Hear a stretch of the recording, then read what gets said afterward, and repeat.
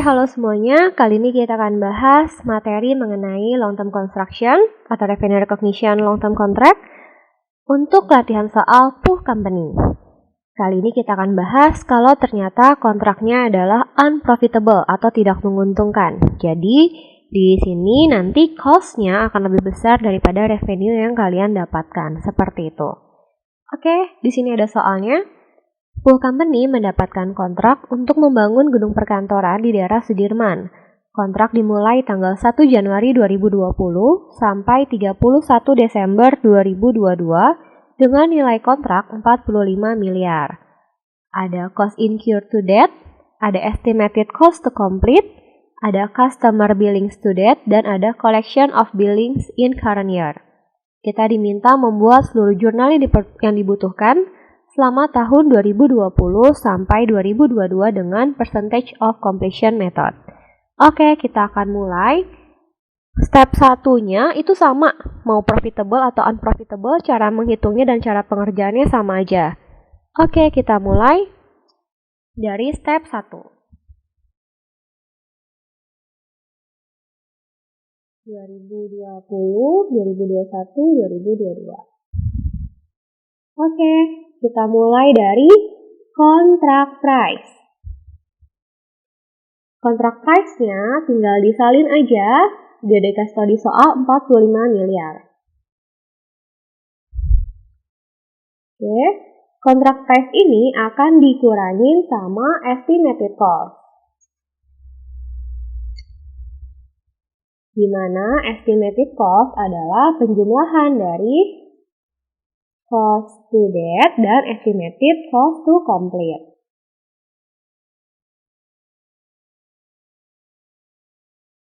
Oke, nah cost to date-nya kebetulan di soal dikasih taunya udah cost to date ya, jadi kalian bisa langsung salin aja dari soal. Tahun 2020 adalah 14,3 miliar, tahun 2021 adalah 37,5 miliar, tahun 2022 adalah 48 miliar. Oke, estimated cost to complete-nya juga tinggal kalian salin dari soal 21450, 12500, dan 0. Oke, kita totalin cost to date ditambah estimated cost to complete. Dapat estimated total cost.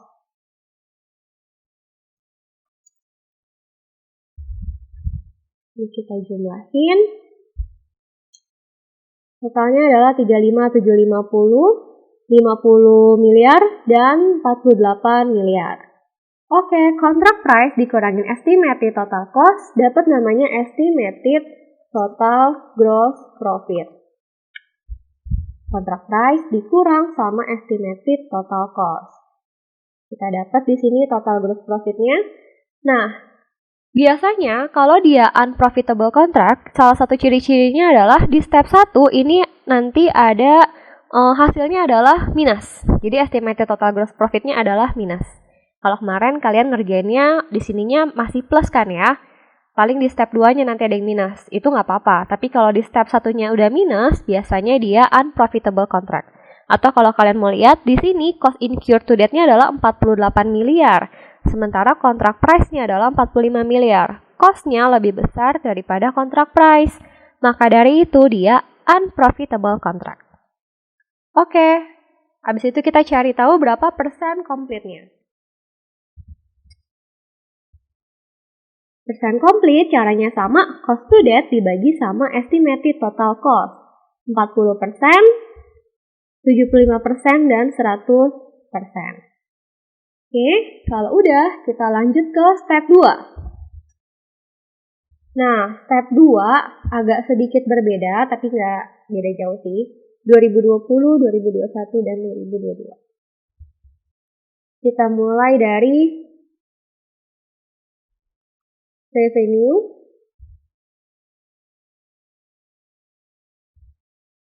Revenue-nya, kita lihat persen complete-nya dikali sama kontrak price. Sama ya caranya kayak minggu lalu ya, 18 miliar. Revenue ini kita kurangin sama cost. Nah, cost-nya kita ambil cost in current year. Di sini kita taunya adalah cost to debt. Tapi kalau tahun pertama, cost to debt sama cost in current year angkanya adalah sama. Jadi kita bisa langsung ambil 14.300. Revenue dikurang cost dapat gross profit. Sama dengan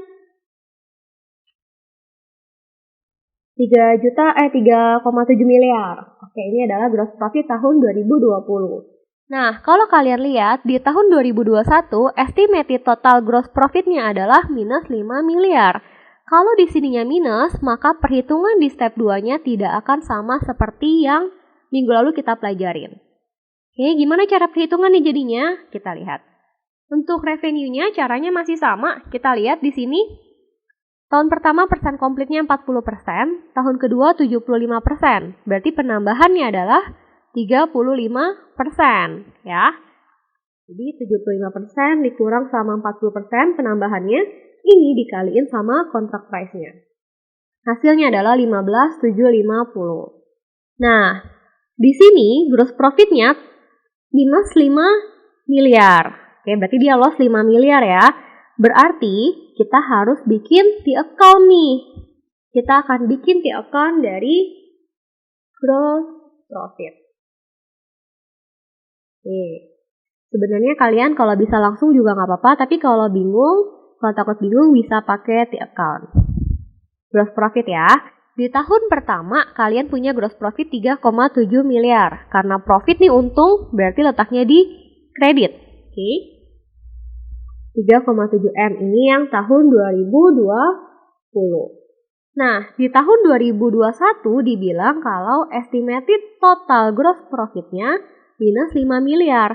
Ini adalah total, berarti gabungan dari tahun pertama dan tahun kedua. Maka dari itu nanti at the end, hasilnya harus loss 5 miliar. Kalau loss berarti adanya di debit. Tapi di sini minus 5 miliar. Nah, kalau kayak gini berarti berapa sih loss di tahun 2021-nya? Berarti kalau misalkan T-account-nya seperti ini, kalian harus punya saldo di debit. Kalian harus punya saldo di debit sebesar 8,7 miliar.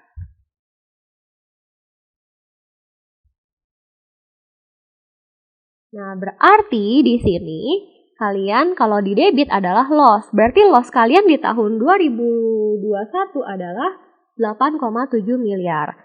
Nah, ini dimasukin di sini nih. Berarti loss-nya adalah 8,7 miliar.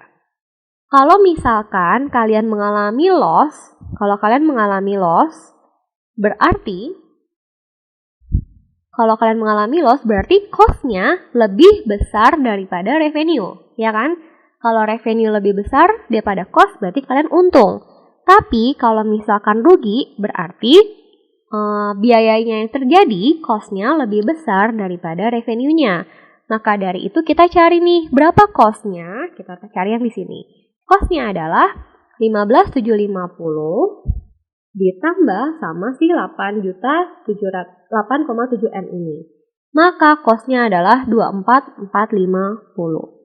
Kalau kalian hitung, coba 15.750 dikurang 24.450, hasilnya pasti minus 8,7.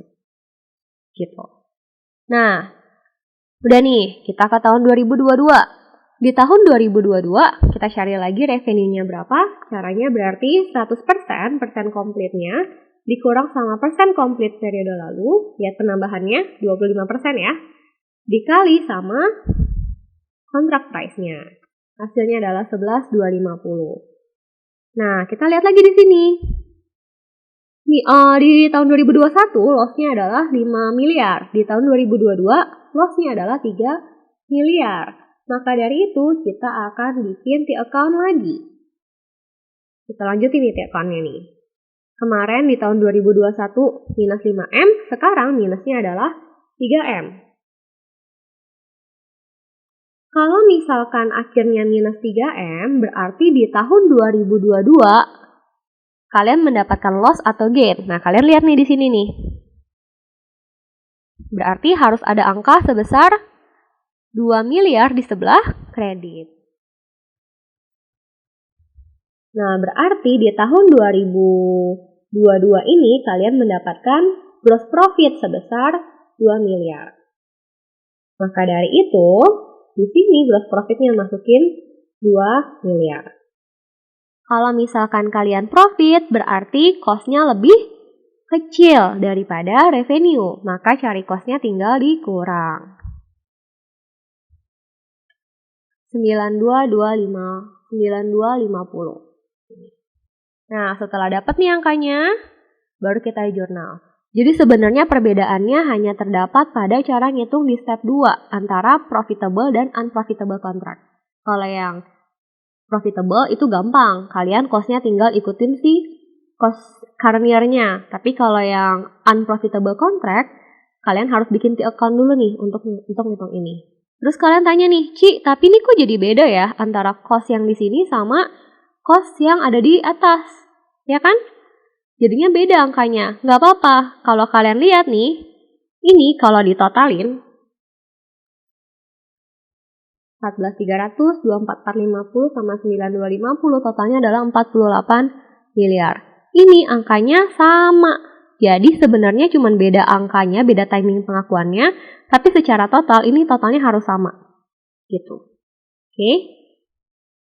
Oke, kalau udah kita lanjut ke jurnalnya. Oke, sekarang kita lanjut ke jurnalnya. Kita buat untuk tahun 2020, 2021, dan 2022. Nanti kalian juga bikinnya nyamping ya, jangan bikin ke bawah, nanti ngoreksinya juga ribet.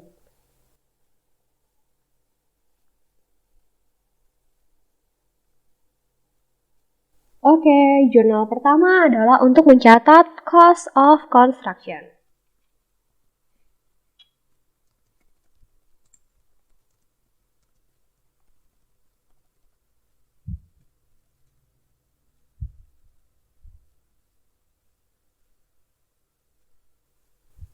Jurnalnya adalah construction in process pada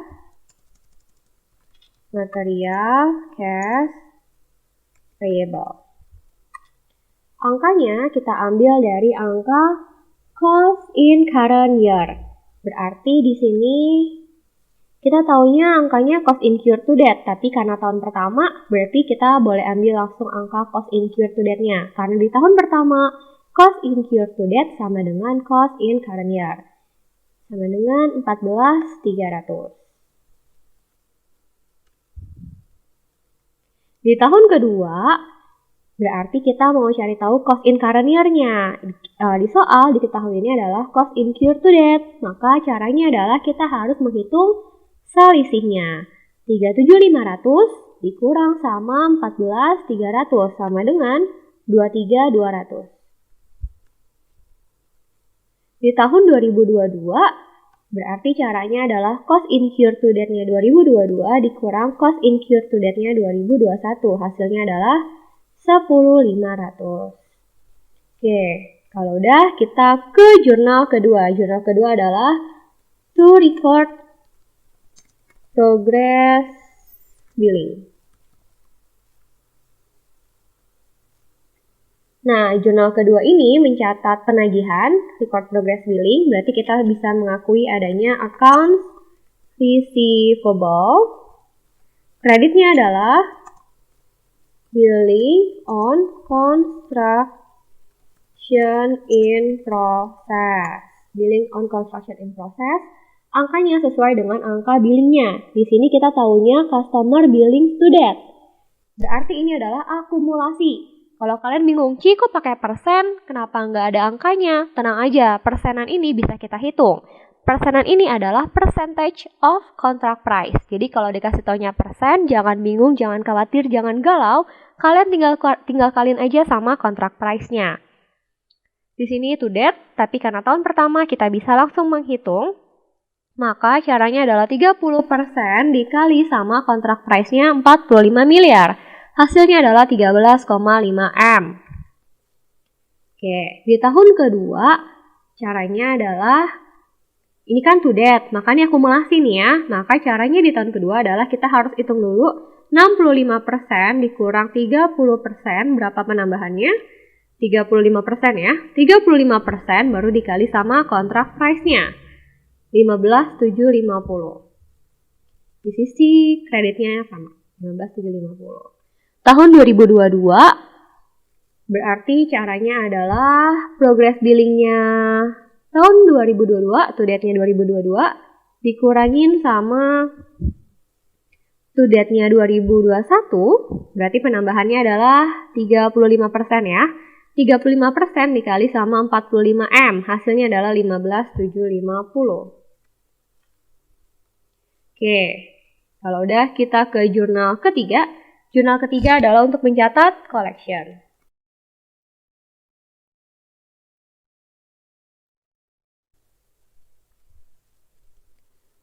Oke, jurnalnya untuk mencatat collection adalah cash pada accounts receivable.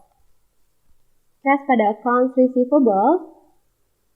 Kita lihat di sini ada collection of billings in current year. Dia udah kasih tahu dalam tahun berjalan in current year. Maka kita bisa langsung masukin aja angkanya, nggak usah dihitung-hitung lagi. Tahun 2020 adalah 11.200. Tahun 2021 adalah 18 miliar.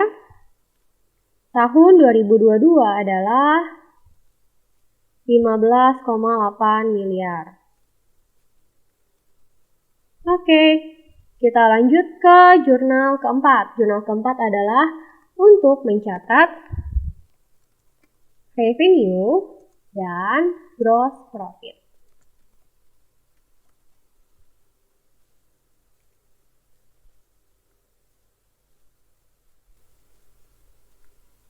Oke, jurnalnya adalah construction expense, terus ada construction in process di debit. Kalau misalkan dia gain atau gross profit maksudnya, itu berarti posisinya adalah di debit. Nah, tapi kalau misalkan dia loss, berarti adanya di kredit.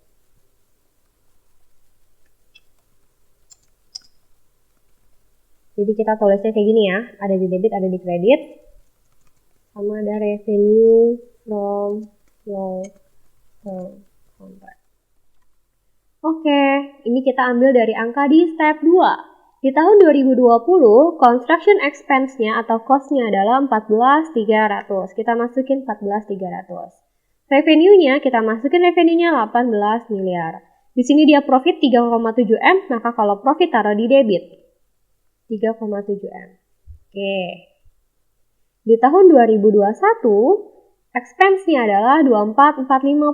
Kita masukin di sini 24.450. Revenue-nya adalah 15.750. Kita masukin revenue-nya. Dia loss. Kalau loss maka adanya di kredit sebesar 8,7 miliar. Oke. Di tahun 2022, cost-nya adalah 9.250, revenue-nya adalah 11.250, dia profit, maka dia di debit sebesar 2 miliar. Ya, jadi jurnalnya sama aja. Kita ambil dari angka step 2, jadi yang penting step 2-nya jangan sampai salah hitung, karena kalau salah hitung nanti jurnal keempatnya juga salah. Yang terakhir adalah jurnal kelima untuk mencatat completion-nya.